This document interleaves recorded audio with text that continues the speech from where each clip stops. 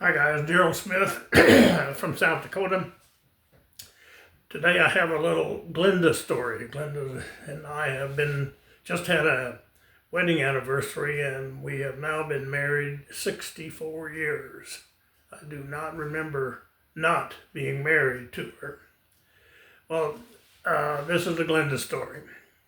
So in the early days of Northwest Airlines, there was a flight that left Minneapolis. I believe it was Flight 105, and headed westbound.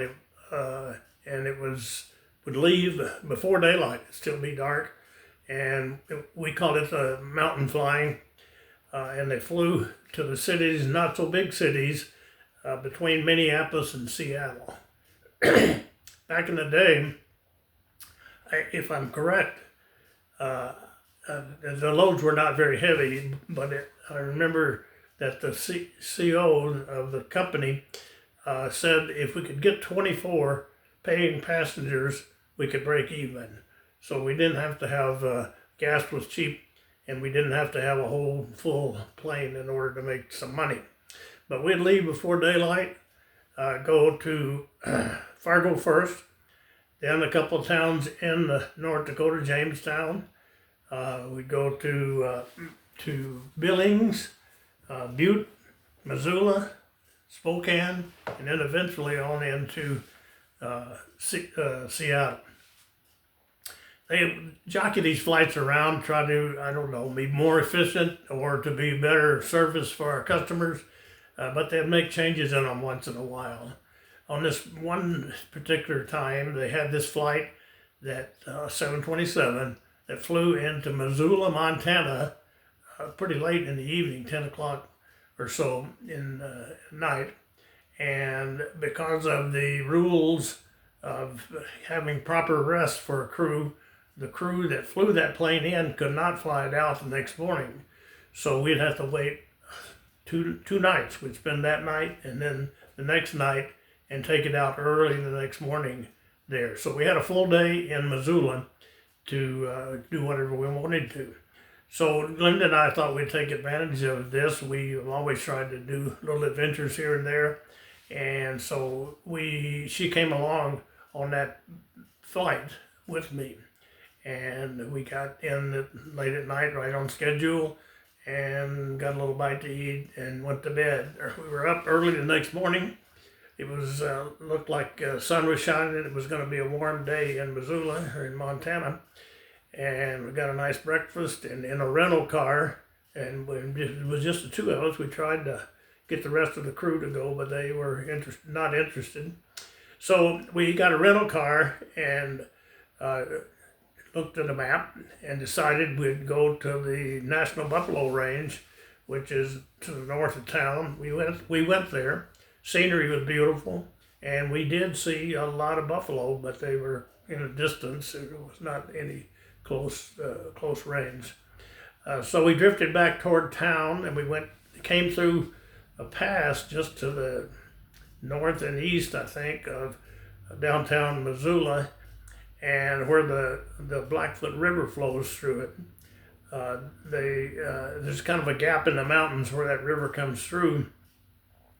And due to the conflict between the mountain Indians and the plains Indians in that area, some people think that the name Missoula came from the word meaning place of ambush. Another feeling about Missoula, where it came from, they thought it was an Indian name, a place of cold water or ice. So I don't know which one of those are right, and maybe neither one. Anyway, we drove through town, and it was getting warm. It was in the low 90s, and we drove to the south of town to a little village. I wonder what it is today. That's been many, many years ago. It was just a village at that time. Lolo was the name of it, Lolo. And we turned on Highway 12 when we went westbound, and that goes up and over the mountains. This is the same route that Lewis and Clark, on their famous trek to the Pacific Ocean, they took the route over Lolo Pass. Well, after we passed over the top of the mountain and started down a little bit, the Loxa River is a fast-flowing stream there. And soon we came to a parking area. It was a gravel parking area, and pulled into that area and decided there was a rock out in the middle of the stream, or out on the edge of the stream, maybe about the size of a dinner table, and big enough for us to climb onto. So we took off our shoes, rolled up our pants legs, and walked out to that rock, and we sat there and soaked up a wonderful day. It was a hot day, but the cool water made it completely livable. So we were just relaxing, and we were maybe 50 or 70 yards from the highway, and I don't know, I kind of mischievously suggested that Glenda maybe should take a swim in the nude in that stream. I don't know. I had seen her nude before, and so it wasn't strictly for me. But I just thought it'd be kind of fun and interesting if she was go skinny dipping with the car zooming by, not too far away. Well, she didn't want to. She was kind of reluctant, and her car back home was a mess. It needed to be replaced. And so I told her, I said, if you'll do this, I'll get you another car. And with that, she finally decided she would do it. So she sneaked out of her clothes and slipped over that rock into the water. Just about time she got up to her chin in the water. It wasn't very deep. She was kind of lying down.